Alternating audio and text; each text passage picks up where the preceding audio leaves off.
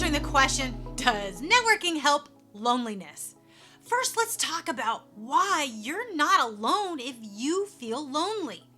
According to Cigna, 58% of U.S. adults are considered lonely. That is more than half of all U.S. adults. Cigna found that loneliness was on the rise prior to the pandemic.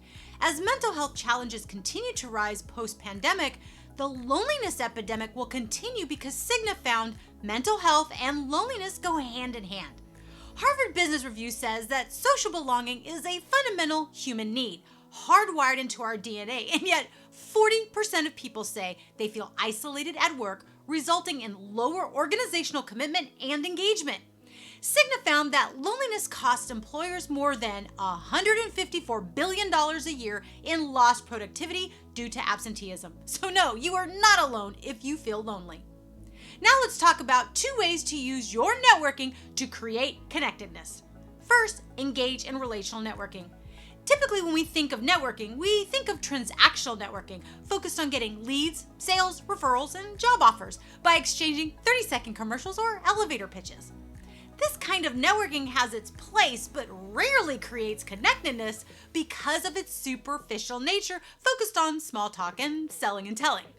What most people don't know is that there's another type of networking I call relational networking, focused on having meaningful conversations to learn from someone and about someone to build authentic and lasting relationships.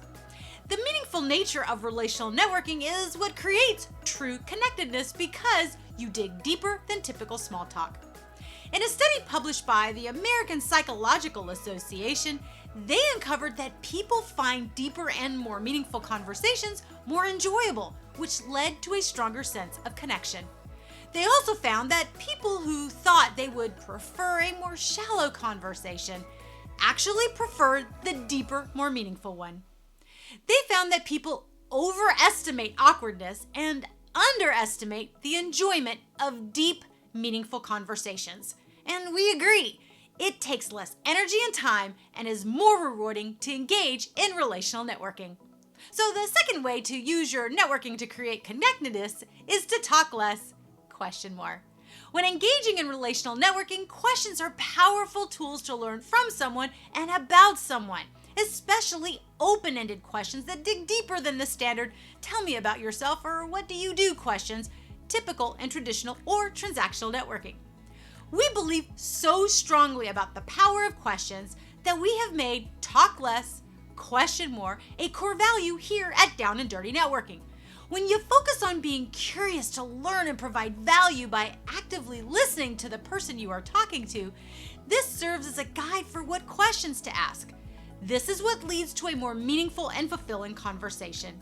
When you ask thoughtful questions, you are demonstrating that you see, hear, and value others. This increases your reputational capital and connectedness to those you engage with. Now I'm going to share how to leverage networking to get off the island of alone once and for all. Go for the brain power. When you're in the island of alone, you cannot see a way off that island. You feel as if you are the only one experiencing what you are experiencing.